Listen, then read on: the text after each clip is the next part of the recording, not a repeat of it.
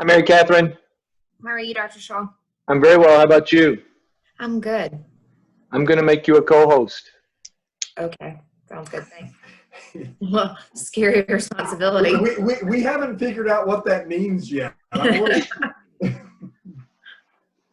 it means you can share your screen and other things.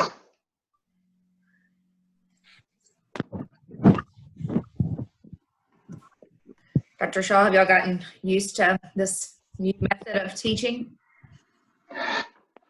I guess so. I really can't imagine taking your classes via Zoom. It's pretty weird. I gave my second intermediate test the week after spring break, and the average was pretty high. That's good. Mm-hmm. I don't know what to think about that. I don't either.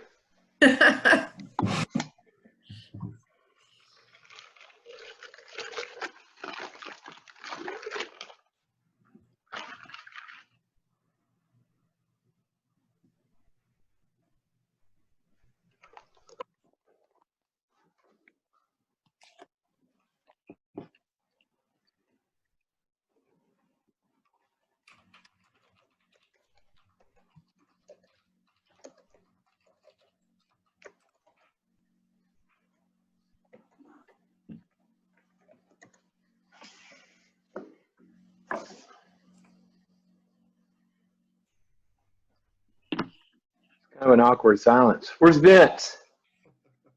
Vince isn't joining us today. Oh, really? Molly's joining us, and then obviously Mike, myself, and then we have sorry, I'm trying to remember who the other person is. I think it's Entree, isn't it? Yeah, it is. Okay. Vince said he let us handle it. We thought 4 would be enough, I'm sure that's true. given this the dynamic of this. Yeah, we don't really know how this is going to go, so. Well, I was going to ask if you guys had done any other in any other of your meetings yet this way. This is the first one. Huh? This is the first one. And then last. Do you use Zoom to teach, don't you?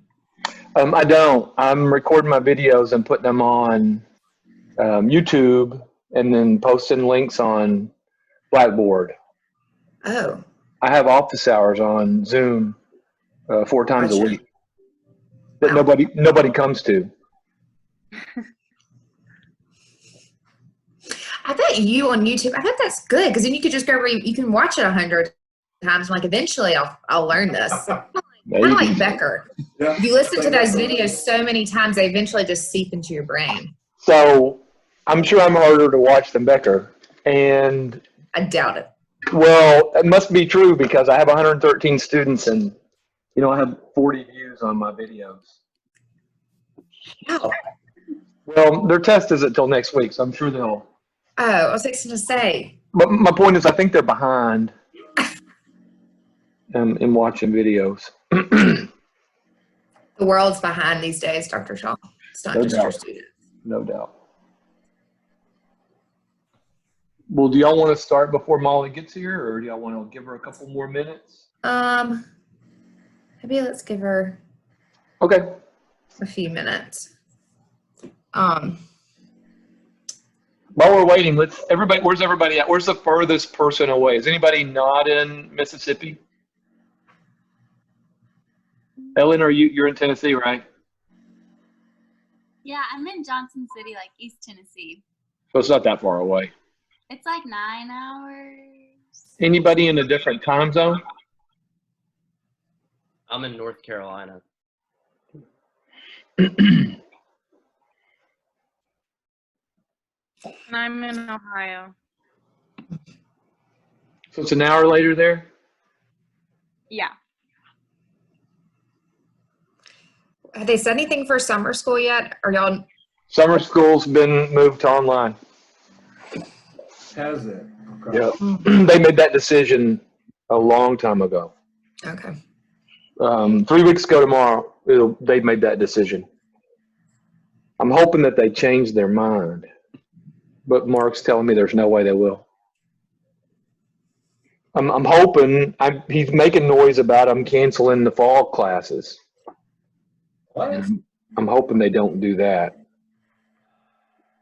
Oh, gracious. Interesting times. Mm-hmm. Told somebody yesterday, I said, I hope I don't ever live through another busy season like this one. Amen. I guess it's been extended for 3 months. It's just kind of meandering on.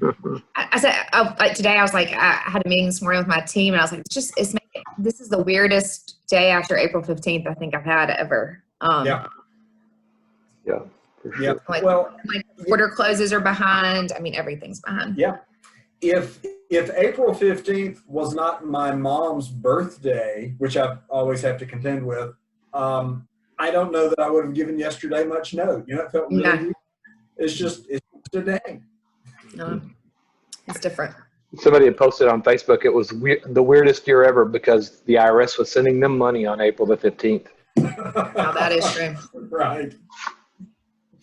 That is true.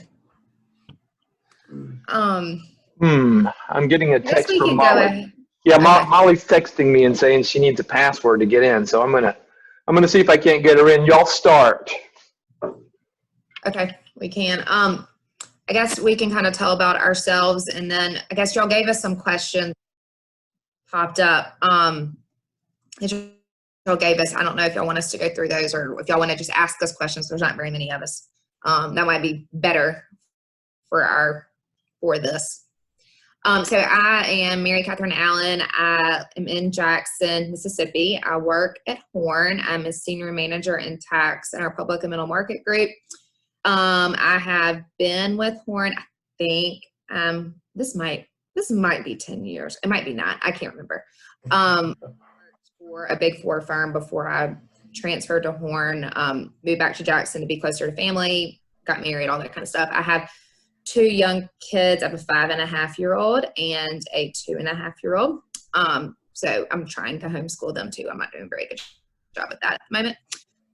But that's about, and then at Ole Miss, I graduated in 2008 from undergrad, 2009 from grad school, did the Master's of Tax at the school, obviously, a little bit different now than it was then. I like to think that wasn't that long ago, but it is a very long time ago. So anyway, that's my history.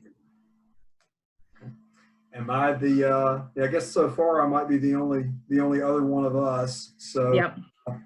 Briefly, I'll leave out some stuff because it'll probably touch on some of the questions that you have. I'm Mike Caraway. I am a partner at Grantham Pool in Jackson. We're actually just right down the street from Mary Catherine and the Horn crew. I've been with Grantham Pool for about 5.5 years. I was with a few other firms before that, started my career in what used to be the Big 6, believe it or not. I'm a bit older than most, well, all of you certainly, a little older than Mary Catherine. I've been doing this for right at 25 years. I'm 48 years old. I was a 94, 95 undergrad and Master of Tax graduate of the university. Started my career in Memphis. And for the last 25 years, I've done a lot of tax and M&A related work, which is mostly what I'm doing still today. Got 2 sons, age 17 and 13. My oldest is about to graduate high school. We actually are a homeschool family normally. So the day-to-day routine for my sons and my wife has not changed a lot, aside from just not getting out very much. And my oldest is wondering what's going to happen with his school when he starts in the fall, as Dr. Shaw was talking about a few minutes ago, wondering what's going to happen with summer school in the fall. We're wondering the same thing for my son when he starts. So been married for actually the whole time I've been working professionally. So Somebody needs to write this down and remind me that August 19th of this year, I'll have been married 25 years. So somebody needs to send me a note about a week ahead of time, make sure I don't forget. Yeah, you need a good gift for that one. Yeah, I do. Yeah, I do. That's me. Okay, I don't think any of our other people have joined us. Dr. Shaw, do you want us to go through the questions that we got that y'all sent in, or do you just open it up and let people ask? Ian and Allison are in charge. So ask them. I would say start off by just going through the questions because Okay. I think people might be hesitant to ask, and Okay, maybe at the sure. end we'll get some people to ask. Okay. Okay, so we kind of talked about what we do now. What are some of the biggest factors that enabled you to be where you are today? I'll say some of the teachers and mentors I had just that kind of helped guide me through just because in what we do, it's continuous. A lot of it's continuous learning. I mean, you're learning constantly. Daily you learn, but like last week, there was all this, because I'm in tax, there was a lot of new legislation that came out, so it's relearning again. So my teachers I've had been really instrumental, and just mentors and sponsors that I've had that kind of have helped push me along, encourage me. I've been at different paths, do I do this or do I do this, and reaching out to them to help give me some guidance because they might have been in it a little bit longer than I have and can give some good insight. I'm going to echo that almost word for word. It might sound silly or trite, but other people, it has to be 95% of what has afforded me the opportunities that I've had, and given me what I would otherwise describe as the lucky breaks that I've had. And that has certainly been, as Mary Catherine said, mentors, people I've worked for, my old faculty at Ole Miss, many of whom are still there today, even 25 years later. But also clients that I've had, people who have worked for me and alongside me, who have been very gracious with their time and with their talents, been very patient with me when I have asked a multitude of dumb questions and have made mistakes, and I have absolutely made plenty of them. And I don't say this just because it's what you say, and I know Mary Catherine is exactly the same way. You don't have success in this or any professional field without being surrounded by really good, smart people who are willing to invest in you, which is a thing to always remind yourself of, because God willing, and I mean that, there are going to be people who are going to be saying the same thing about you when they are asked that question. And I hope there's somebody out there that would say that about me. Mm-hmm. And I'll say too, I don't think I realized this when I was in accounting, and when I was in school, I kind of thought it'd be kind of fun to be a teacher one day. Obviously that's not what I do now, but so much of what I do day to day is teaching my staff people. And when I get through with this, and when they are sitting where I am, I want them to say, yeah, Mary Catherine, she was really good at supporting me, teaching me, Right. taking the time to sit with me. Yeah. I don't think I knew that when I was in school, that a lot of my job would consist of teaching.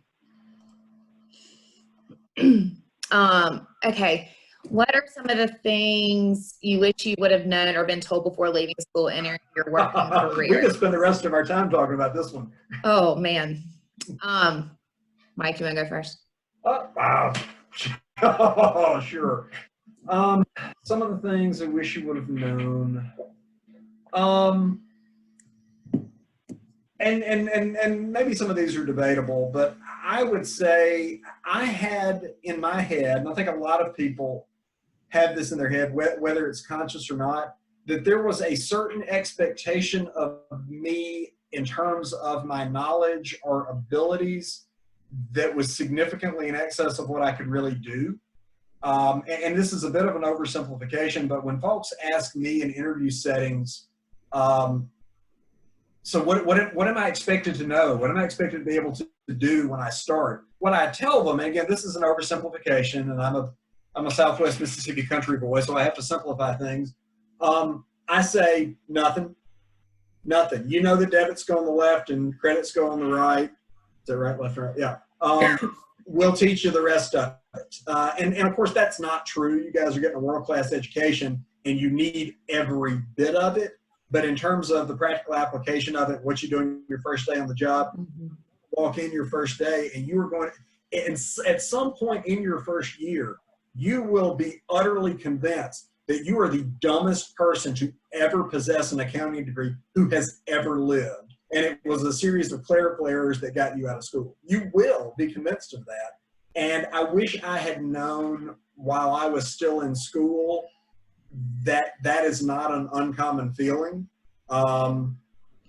It's, you know, that they say there's no such thing as a stupid question. Well, that's not true. There is. But it is absolutely okay. It's expected. It is unavoidable that you leave school and you start working out in the professional world, and you are going to absolutely feel like a fish out of water for a little while, because you are.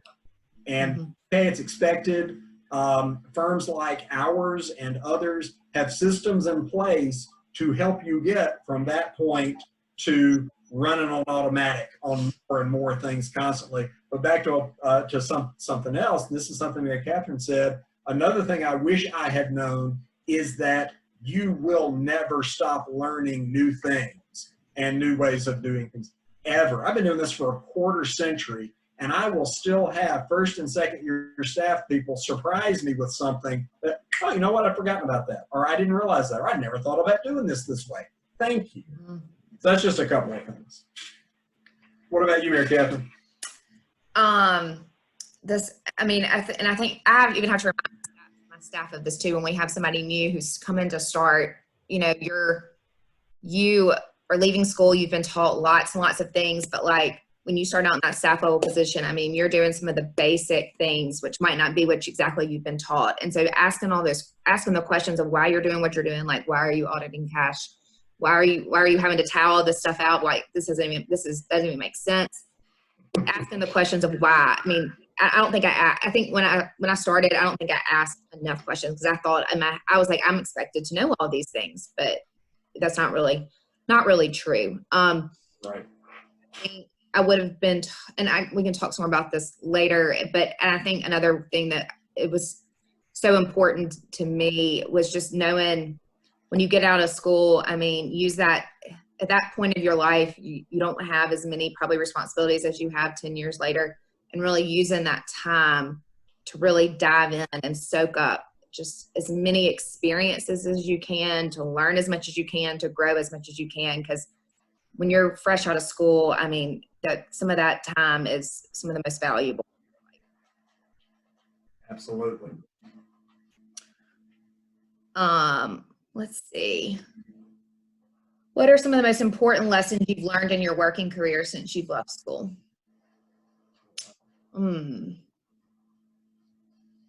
I'll tell you one that I tend to learn, I feel like, daily. That my clients are very important. I mean, where you in the accounting profession, you're in the customer service. You do customer service is part of the business, but it's not gonna. The world's not gonna end tomorrow. Depending on what answer you give somebody, it's gonna be just remembering that we're all trying to serve this client together, and just remembering that they're just numbers, kind of. I mean, they're big numbers and they can affect earnings releases and all those kind of things, but at the end of the day, they're numbers.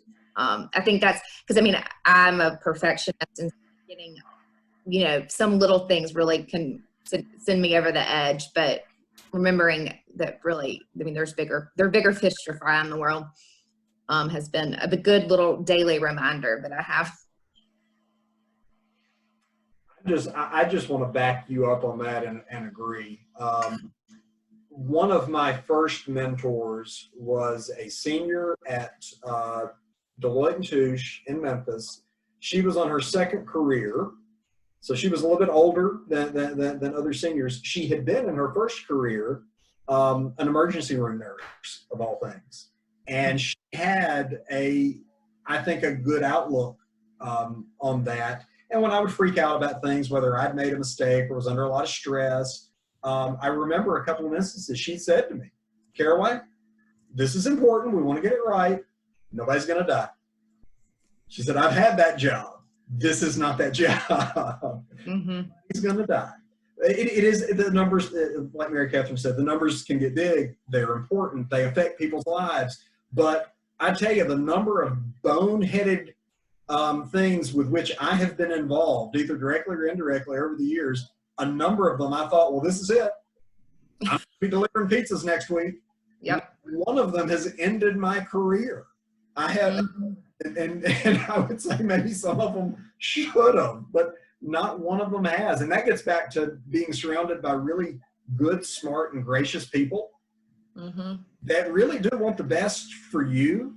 I've been a beneficiary of so much so much grace and help over the years in the face of my own stupidity. It's been amazing. And yeah, not one point did the world stop turning. My family's never missed a meal. Nobody's lost a job. It's worked out. It's been okay. Yep. I think that's just a good, and these times we're living in, I think that's just a good little. Yeah. How do you maintain a work-life balance? I'm going to listen. I'm going to take notes. Well, it depends on when you've asked me in my life. I've been better. I'm better at it now maybe than I was when I was younger. But I blame children for that because I don't really have much of a choice. And especially in these times when we're all kind of at home, it's made this work-life balance. It's made it a little bit harder because your computer is always a few steps away. Instead of it being like in a bag or, in your work bag where you left it when you come home.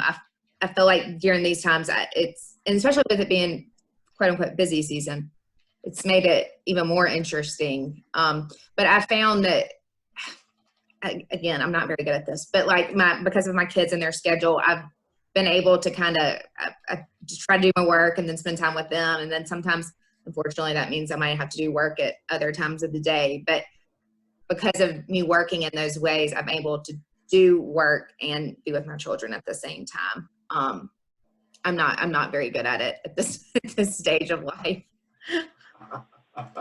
I'm being honest. I'm telling you, I try, but I'm just not very good. I'm not going to argue with an honest answer, and I know that's an honest answer because we all struggle with it, and I probably land on toward the bad end of the continuum. I do pretty often allow it to consume me, like a lot of folks in this profession, like a lot of you guys, if not probably most of you.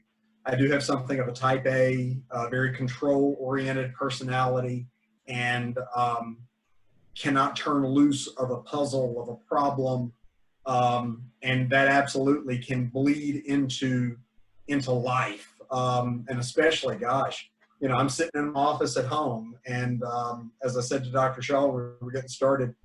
My family has all three of them have told me that they do not want to hear any more about the Paycheck Protection Program. They've learned enough.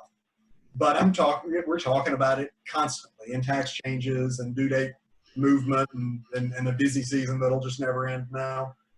It's really hard now to do that, to maintain that balance when honestly probably should be a little bit easier. But just the last couple of days, this is an anecdote, it's probably apropos of nothing, but I have tried over the last week or so to give myself 30, 45 minutes a day to remember I'm working at home. I am sitting 30 feet from my porch, and it's a beautiful day. Take a break and get a cup of coffee and just go sit on your porch for a few minutes. Go to your sons that are sitting down the hall doing their lessons. So I'm trying to do more of that, but it is a constant balancing act. There's no perfect answer. It looks different for everybody. Again, the key is to be with a group of people, and I think probably both Mary Catherine and I can tell you this.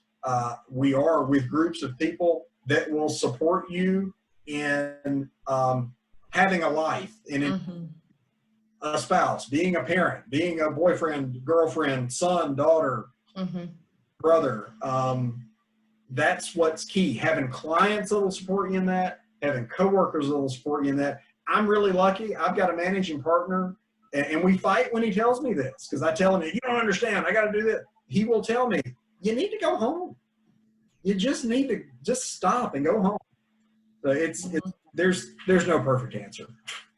Yeah, and I'll say too, I mean, you know, I feel like work-life, it's kind of that terminology, I feel like, at least at our firm, it's kind of like gone by the wayside. We don't really use it very often anymore because it depends on what season of the year we're in, what season of life you're in. I mean, one of those might weigh heavier than the other. So honest, and this is you have to it's whatever works best for you. Is how all that kind of works. But Mike's right. I mean, your team that supports you enables you to do some of those things. Like my staff, I'm like, no, you stop what you're doing. Go to lunch, go sit outside, go leave for tonight. Don't do this weekend. You know, trying to help y'all are all going to leave and you're going to be eager to hit the ground running and do everything that you're asked. And I guess as a manager of those people, reminding them, like, just because I know I told you to do it, but it can wait.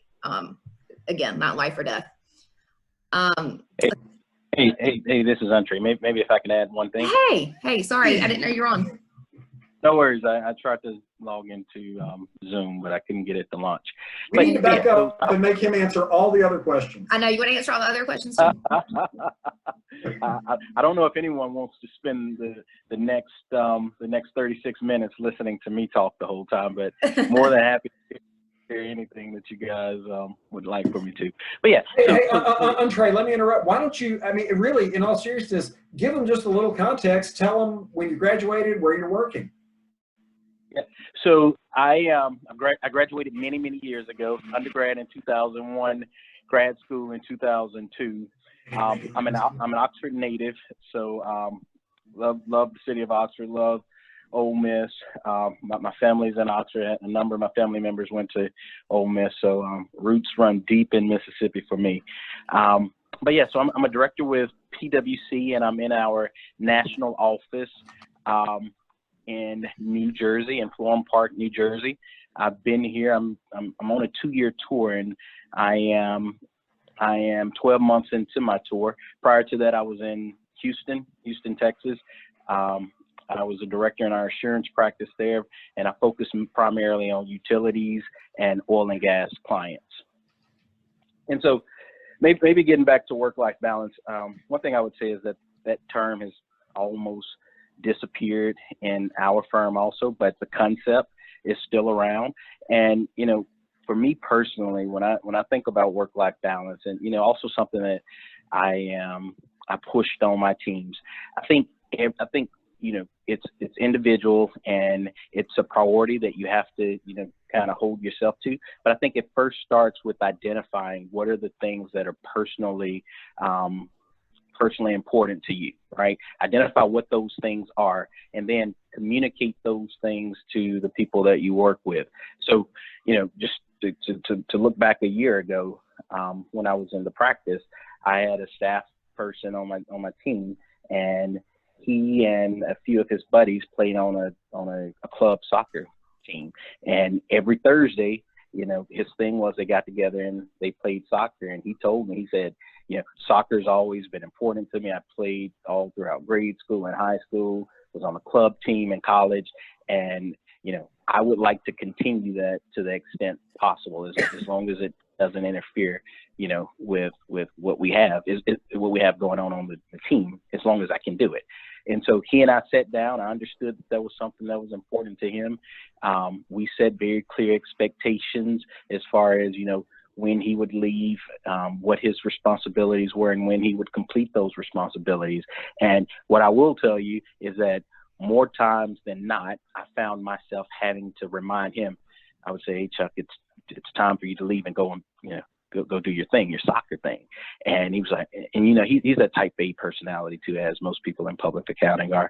But he would always want to finish up that one last thing. And so it really came down to me telling him, Chuck, listen, I know that you're responsible and that you'll complete, whatever assignment it is that you're working on. But as you communicated to me, playing soccer with your buddies and on your club team is very important to you. So I want you to go and do that. But again, I think it goes back to, sitting down, identifying what are those things that are personally important to you, communicating those to the people that you work with, so the people around you, and then, holding yourself accountable to make sure that you go out and do those things, because we all need to take a break and engage in activities that we enjoy. But, if you have supportive people, you won't have to hold them accountable if they're supportive of you. They'll help hold you accountable to make sure you go and do whatever those activities are. Hey guys, this is Molly. I'm on the line too. Also struggled to get in on Zoom, so Hey, just wanted to Molly. say hello. Technical difficulties, but I Hey. totally agree with Entree there, 100%. It's you have to figure out what's important to you first, and then you just have to draw the line and say I'm committing to doing this for myself, and I think communication is super key too, Yes. to let people know what's important to you to make it work. Absolutely right. Okay, our next question. If you switch firms, career paths, left public, etc., what led you to that decision? Anybody?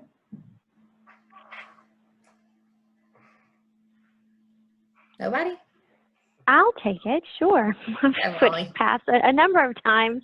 I started out, I guess I'll tell people who I am real quick. I graduated a very long time ago as well, finished the master's in '98, and started my career in audit at Arthur Andersen, and left Andersen when everybody left Andersen. So that decision was made for me.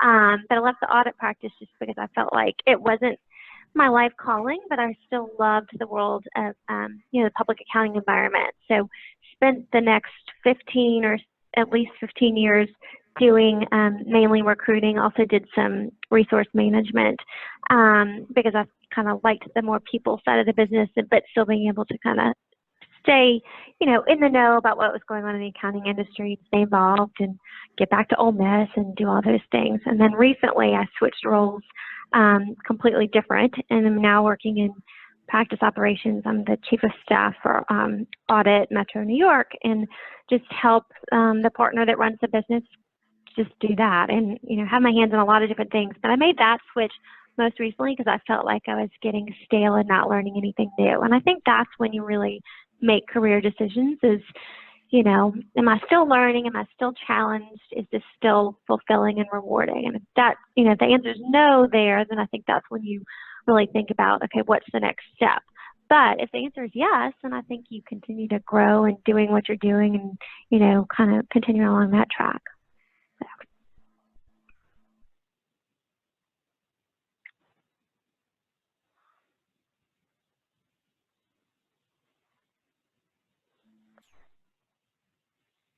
Anybody else want to go? Mike, anything you want to say? I'll just say, just because I probably have the longest runway behind me on this of those of us who are on the call. I'm the old man in the group. Most of my changes between firms and between towns, it's been because of, honestly, what Molly said really struck a nerve. It's just struck a chord in me, and that is there were opportunities to do something that maybe I hadn't done yet, or maybe in a town I'd not yet done it in, with a new group. It's been opportunity driven. Maybe not every move was the right one, but it might have led to another. And I've now worked in some of the biggest firms in the world. Worked for Deloitte, worked for KPMG. Left KPMG to actually help start a tiny little firm that was kind of a tax boutique outfit that merged with a national firm a couple of years later. So I got to go basically downstream and back upstream in some of the most fun and challenging ways that you can. And I learned a lot about the joys and pains of business combinations and separations along the way. Got to change towns and move from Jackson over to Dallas for a few years, which is a huge adjustment in a lot of ways, and a lot of really good ways, and a lot of challenging ways. Helped me and my family realize that we really want to be back home. And as I've said to people, we live in the Madison, we live in the city of Madison now, and I've said the mayor is going to have to come to my house and dynamite me out of town. I'm not leaving again. We're done. We are home and we're staying. And I've found a firm that is of a size and a culture that fits me really well. It's a big firm, but it's nowhere near the size of firms where I've worked before. And I have an appreciation for the training that I got in those in those national firms. I still got a lot of friends in them. Some of them are on the phone right now. But I've found what works for me by getting a number of different experiences. And I would also say this, in one-on-one conversations I've had with folks over the years who are in the positions that you guys are in now, while the decisions that you're going to be making with regard to embarking on your careers are certainly important, it'd be really hard for you to screw up your life with your first decision.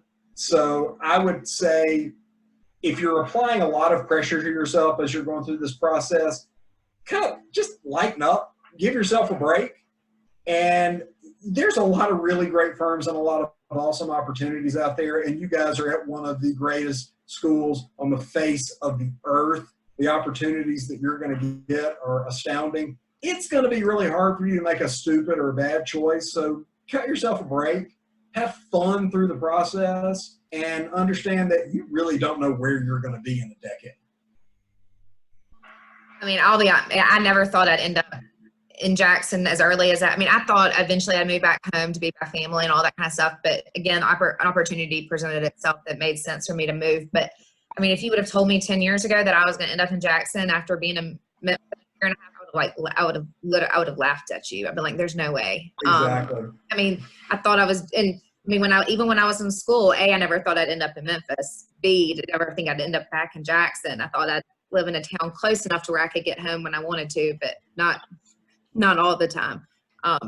But I mean, again, so yeah, just know when you leave school, take the opportunities that are there, and it's not forever.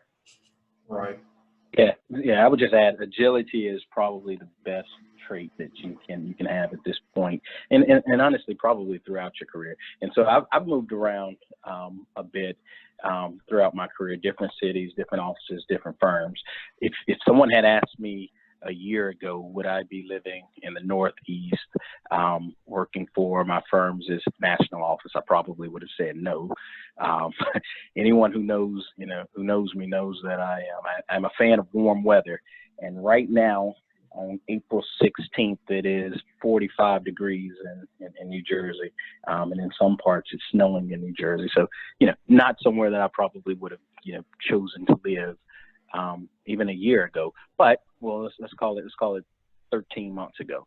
But roughly a year ago, someone came to me with a really great opportunity. And one thing that you'll find out is oftentimes when you hear someone talk about a really great opportunity, it's probably not a great opportunity.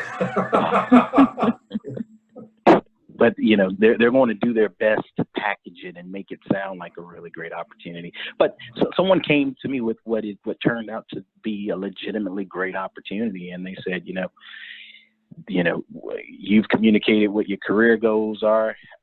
We think that we can help you achieve those career goals. We just we need some time for some things to move around. How flexible can you be, or are you willing to be flexible? And the person that I was having this discussion with was someone that's been a really good mentor throughout my career. And I told him, I said, Ray, how flexible I'm willing to be. I'll be as flexible as I need to be. And so he said, before you give me your answer, I really need you to go and do this. I was like, well, my answer is yes, but and I respect that too, that you come to me and you think that this is a great opportunity. But in any case, that agility, this turned out to be a really good opportunity, but there's been times that I've made moves in my career, and it wasn't a great opportunity. But even in those situations, I was able to learn some new skills or enhance some of my existing skills, and if nothing else, make some really good relationships that have benefited me or, worked out to my advantage later on. And so, like I said, I would say if you don't see yourself as a very agile individual, well, one, right now is probably extremely challenging to you if you don't deal well with agility.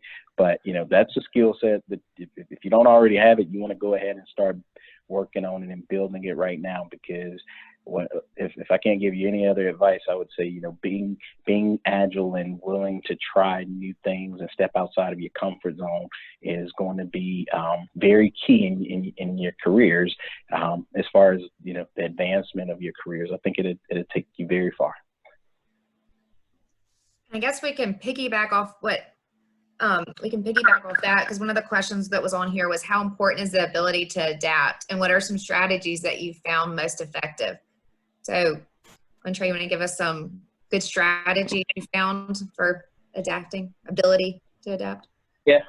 And so anyone else that knows me always knows that one thing that I always have on my face is a smile. I smile even sometimes when I, want to scream, or, even sometimes I want to cry, but I still smile. But I say that to say, approaching things with an open attitude and a willingness to learn something new. Like I say, some of the opportunities that I've had throughout my career, at the onset of those opportunities, I knew that they weren't great opportunities, and I felt that, people that were telling me that they were great opportunities were probably really just serving their own self-interest. But even in bad situations, I've learned things that, have only enhanced my career. And so, again, it's that agility. It's having a positive attitude, and knowing that, one, don't spend very much time worrying about things that you can't change. That's just a waste of time.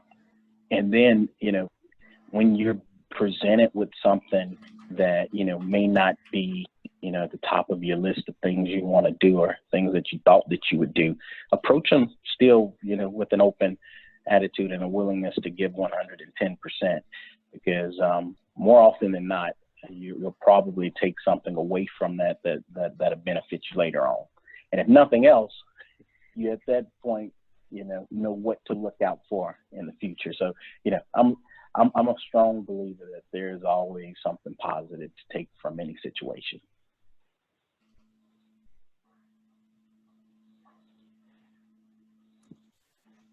Holly, Mike, y'all have anything to add? Molly, I think I traced it. I think having an open mind is everything. And I didn't tell people that I'm sitting here in New York too. And I never would have thought that I would be in New York at this stage of my career, or maybe even ever. And this is round 2 of me being in New York, and this one's permanent.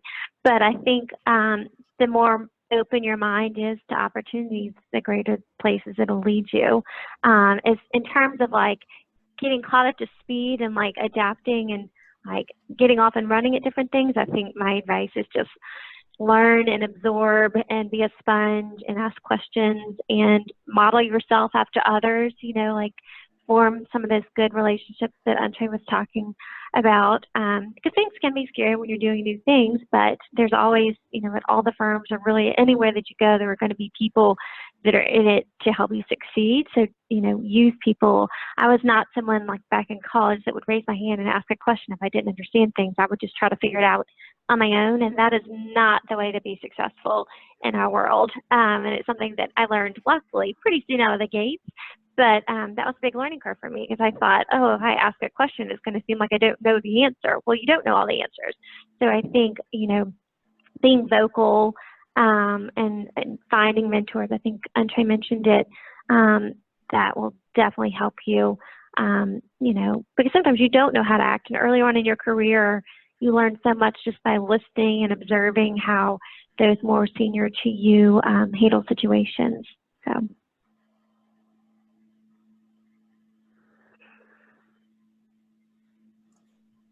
Yes, and I will agree with all that. I feel like, especially when I was younger, even now, just being willing to, when that opportunity presents itself, to say, I have no idea what I'm doing, but sure, I'll try.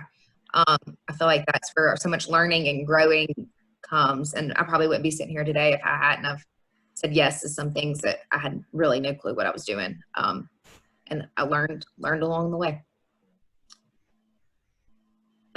Okay, so there's two more questions, and we can put these together because it talks about how have you been dealing with the pandemic, and how do you think the accounting profession will be affected by the pandemic? Mike, you want to go first? Yeah, I'll take a quick swing at this one, I promise. Okay, how might the profession be affected? First, there will be significantly more unkempt beards in the profession. I have taken the opportunity to stop keeping myself quite as well trimmed, which works most of the time, but I have found myself getting on video with clients a lot. I've got one of my partners who actually is in our Oxford office only a week into this, and he and I talk all the time, and it's usually just by phone. We were a week into this, and he and I were getting on video every day, and I said, Alex, why are we doing this? We talk on the phone all the time, but now all of a sudden, because we're both at home, we have to get on video. So how's the profession being affected and going to be affected? You're looking at it. We have fast forwarded as a society and certainly as an industry in using technology we already had, but it has forced us to implement it in ways that, frankly, for various reasons, generational reasons, just slowness to adapt in large organizations. It's forced us to get to a place that we might not have been for a couple more years, and I don't think that toothpaste gets put back in the tube. I've been set up to work at home for a long time. I just didn't do it very much. I'm probably going to do it a little more now because I don't think people are going to be giving me the evil eye for doing it.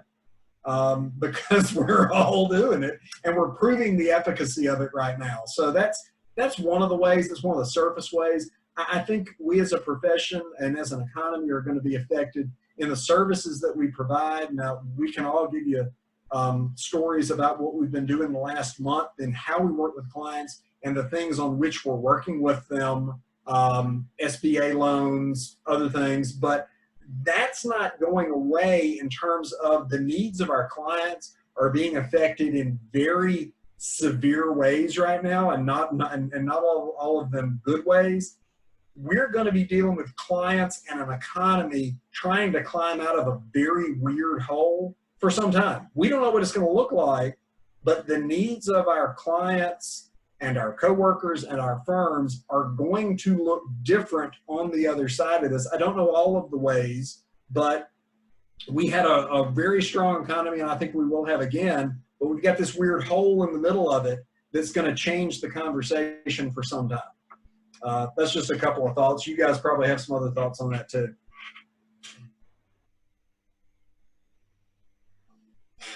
Molly, you have some thoughts? Or Andre, you go ahead. No, go ahead. Okay. This is one of those things that happens in the virtual world. Yeah, well, first of all, how I'm dealing with the pandemic, I live by myself in New York, so I'm trying to have as much human interaction and connectivity with neighbors and building staff and then teams in the office as possible. So, because I think I'm a little bit of a people person, and staying connected is important for me. I think it's important for everybody. So, and then getting fresh air without my mask on. So, I'll wear my mask and go down the elevator and get out the building, but then I'm taking the mask off and getting some fresh air and looking at the sunshine. In terms of business, I think Mike is exactly right. I mean, we're very, very fortunate. I thank my lucky stars every day that I work where I do, because there's so many people out there right now who are unemployed or don't know if they're going to be employed tomorrow, and we're so lucky that we're continuing kind of business as usual. So I'm very thankful for that. And yeah, our clients' needs are shifting, and so that's where we'll shift with them. But they're still going to need audits. They're still going to need tax work done. The advisory work that we'll be doing for our clients will look a little different, because they're, what they had planned to do before changing drastically as, their businesses are struggling. But we're in such a better place in our profession than so many are out there right now. So super thankful for that. Yeah, and so for me, some of the same things, right? I feel extremely blessed.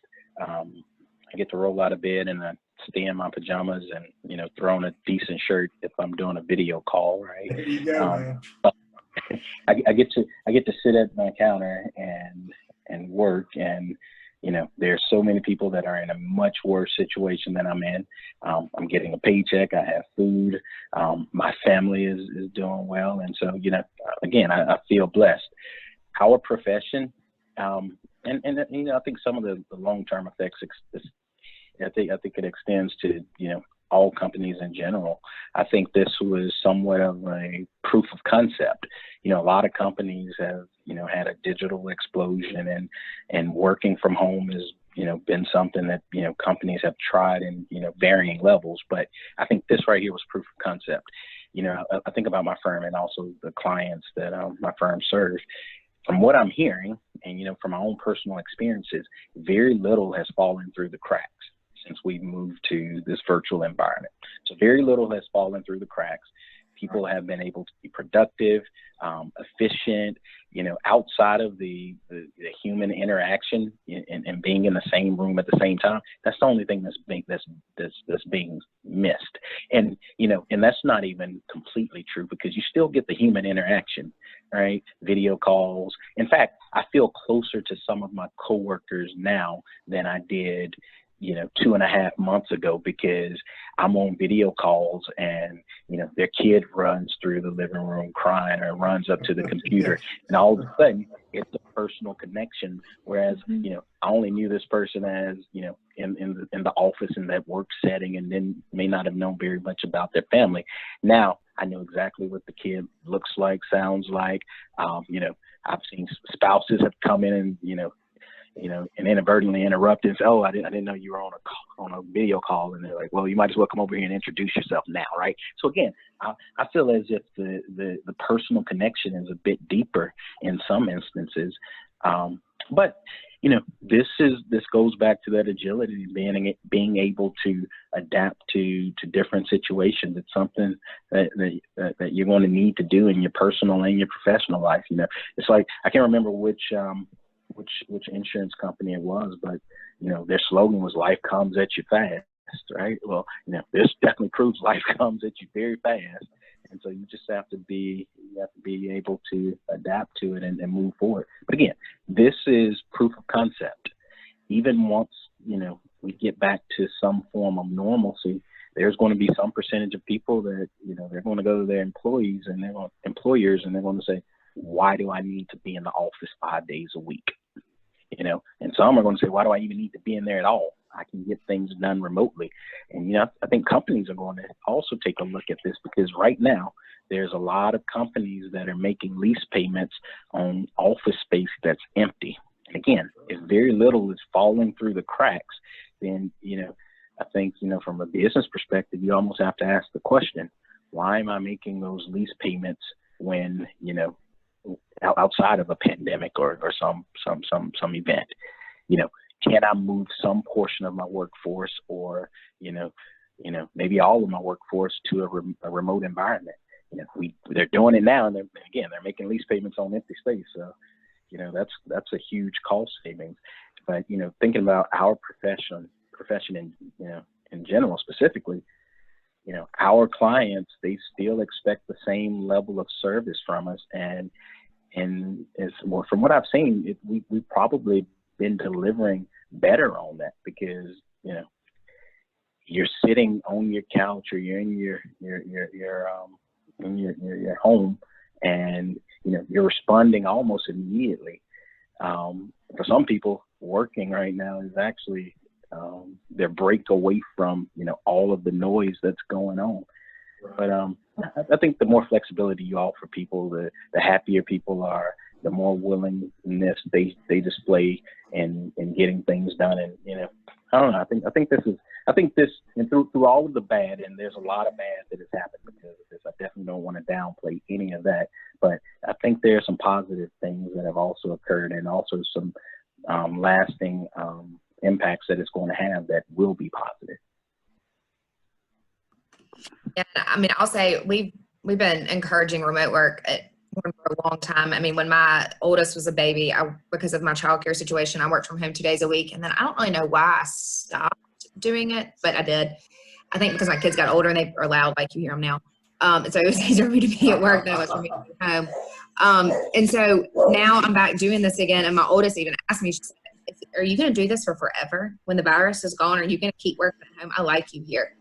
And I mean, obviously they're not here all the time. They go to school, they're other places, but I mean, it's the flexibility of being able to work like this is nice. And it has changed in that I lead my team. I'm kind of lead the group. And we had like a once weekly meeting to kind of go over things, things we needed to discuss as a group. And now I have us doing it 2 times a week. And so we get to see each other. We're seeing each other as a group more.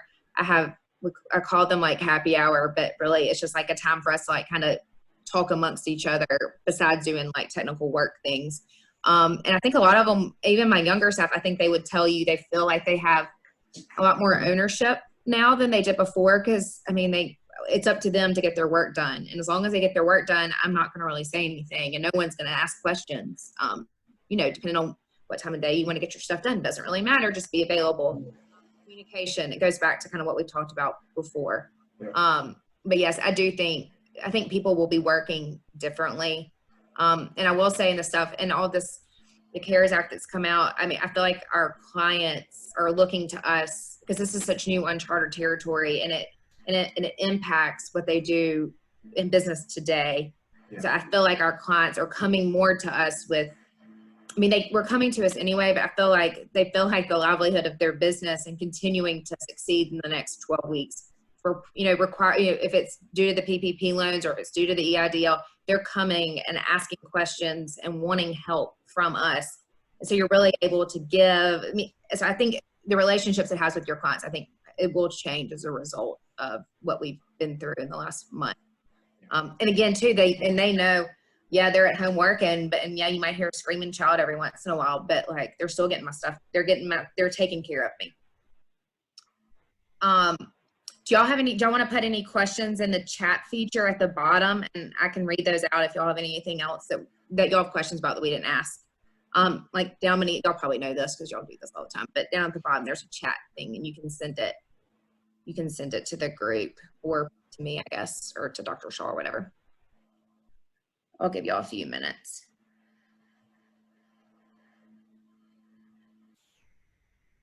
Just to make sure. I can just ask mine. Oh, sure, go ahead. I was wondering if you could talk about like the alumni board and like how big it is and what all you guys do and how you all became involved with that, because a lot of us are going to be either graduating a senior soon or grad students. So it would be really nice if you guys could talk about that a little bit. I guess I'm kind of new, but I've only been on the board for about 2 years maybe. But I will say I was just asked to serve on the board and I've really, really enjoyed it. I have a brother and a sister who also graduated from the accounting school. So it's also kind of fun because I have like the inside scoop of what's going on. And I kind of like to brag about that every once in a while if I can, which is always good. But the things we do lots of things, a letter writing campaign. I don't know if y'all ever got one of those when y'all were in high school, but we write letters to students that Dr. Wilder kind of can go through and pick some of people that have either expressed interest in accounting or have scored, a certain point range on their ACT or GPA or just a variety of things. But we do those letters. We do 2, one like in the beginning of January and then one a little bit later. We normally do a pizza thing when y'all are in Becker, but obviously we can't do that this year. We've done a breakfast. Also, we provide breakfast for the students. Again, we couldn't do that this year. There was a lot of stuff we had planned for the spring that we can't do anymore. And then in terms of trying to think what all the other things that we do, Mike, you want to talk, what else am I missing? I've kind of talked about. We do, those are some of the bigger, more visible things we do. I will tell you, just from an historical perspective, I've been on the board for a number of years now. And as I understand it, the board in its current state, and actually it has grown and evolved over the last few years in its current iteration. There was a previous version of the board that from what I hear, just wasn't very active. It wasn't very engaged with students or with alumni. This board is very different from that board and is very engaged with students, as Mary Catherine was describing to you. We also try to be very engaged with with alumni. So I really appreciate that question, because what I hope you guys are going to see is the level of engagement while you're students, but you get to see that continue as you move across the country to go to work, move down the street to go to work. You stay plugged in with the school in a lot of ways. We hope one of those ways is through our alumni board and the activities that we do. We work on ways to frankly promote fundraising for the school. If you haven't already, when you get out, you're going to hear directly from the board. Maybe you can see a presentation from one of us about ways that you can be involved and continue financially supporting the Patterson School and supporting it in other ways. We get together with faculty when Dean Wilder goes on his various roadshow presentations to talk about the school, whoever is in that particular town, because we have board members in lots of different cities. We'll try to have at least a couple of board members at that event to help introduce them, talk about the school, plug for the board, plug for the school. There's lots of different things that we try to do to have receptions for students, the pizza things, the things that Mary Catherine was talking about, and to help connect, frankly, students with alumni, so that when you're on either side of that table, you see it both ways, and your relationship with the school doesn't stop when you graduate and go to work. Because sometimes that can happen, and certainly it's incumbent on you as a professional to stay involved in the school, help support the school in a lot of ways. But our board exists to help facilitate that continued involvement. And for somebody on this call, that may well be you being a part of this board at some point, because again, our board has grown over time. We've got a number of committees involved in various different things, and we are always looking to add more people of all generations. I mean, you're talking to folks in 3 or 4 different generations on this call right now, and believe it or not, we got folks on our board who are even older than I am. And we've got folks that are actually younger than the folks on this call on the board. And it's frankly a lot of fun. When the few times that we are able to get together in person, it's a lot of fun. We talk about the years in which we graduated, and oh, was this professor there when you were there? And it's fun to get together as a board with folks from lots of different generations. You get like a history of the Patterson School and of Ole Miss in that boardroom. Y'all have anything else to add about the things that we do? No, there was, I think that, sorry. Okay. No, there was one question submitted, and I think this is a great question. How has Ole Miss helped you in terms of networking? Are there resources you continue to use today? yes. I would say that like 2 of the best contacts that I've made in my career came through Ole Miss, and they were 2 of them, which probably everybody on this call knows. Matt Lesko, who was a partner at Anderson back in the day, and then at KPMG, and now he's the Chief Risk Officer at Regions. But he's somebody that I've stayed in touch with since since college, because he used to come present to me at Alpha Psi, and has opened a lot of doors in my career. And now most recently he's asked that I join the Alumni Association. So there's him, and then another partner who just retired from KPMG, Chuck Walker, he's in the Hall of Fame. These are partners that I admired and learned a lot from when I was sitting, on campus as a student. And I think just keeping those connections, as our paths crossed again, and going out of your way to kind of form a better relationship with people like that, that you will learn from, that are also just, somebody to really look up to in your career. But there's 2 that they don't get any better than that. Across the firm, I've known a lot of partners in my last 20 years or so of working, but those 2 stand out, and they just so happen to be rebels. So.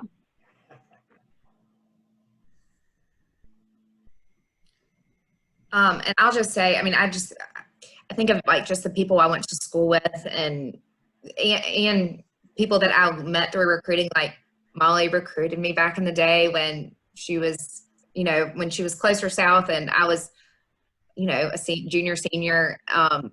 and Molly and I are still friends now. I mean, we had that connection and still connected. And then just thinking too of even just, I mean, you forget about this, but this group you're in Beta Alpha Psi with, the people that you sit beside in intermediate, I mean, y'all will all be out more than likely either at another firm, or you might be in accounting and they might be at a business. I mean, the connections and the webs that Ole Miss forms it's amazing. And I work with people from other schools.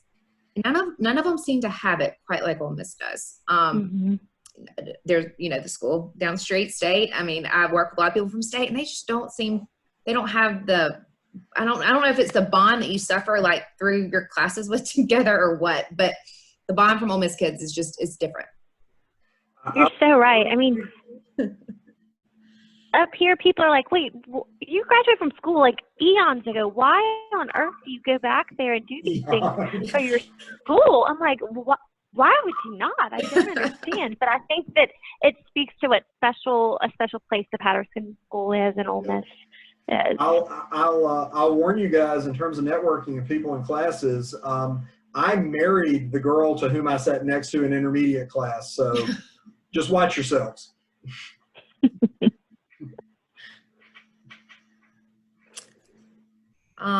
Does anybody have any other questions? No? You're good? Let y'all get back to all those videos y'all got to watch. Thank y'all for being here. Yeah, no, we're happy to do it. I'm sorry we can't do any of the other fun things we have planned for the year, but maybe in the fall. We'll cross our fingers for the fall. Put it that way. Yes. I think there's another question. Is there anything in your career that you know now so far into your career that you wish you may have known when you first started? I think I kind of mentioned maybe some of this earlier, but just knowing to ask questions, and that we all start knowing nothing, and you got to learn. And then again, the ability to be flexible and really dive in head first, especially when you first start. I wish I'd known that I was going to lose my hair and my eyesight. I wish I would have known. Now, granted, 20-something years ago, technology was totally different from what it is today, and it's going to be different next year from what it is today.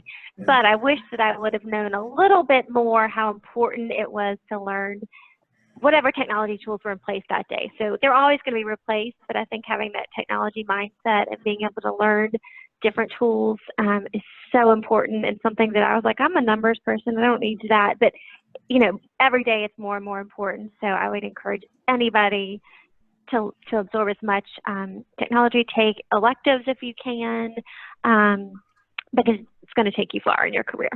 Mm-hmm. Sure. And Trey, do you have anything else to add? Nah, nothing to add for me. I think it's all been said. I concur with all of that. All right. Well, thanks, y'all, for letting us visit with y'all. Thank you. Thank y'all. All right, y'all have a good rest of the night. Bye. Bye, guys.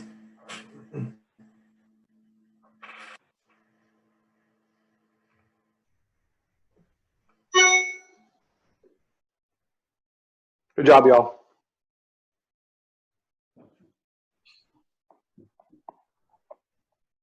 Who's left on here? Did all the panel leave? Yep, I think they're all done. Okay. All right. All right. Bye. All right, see you soon.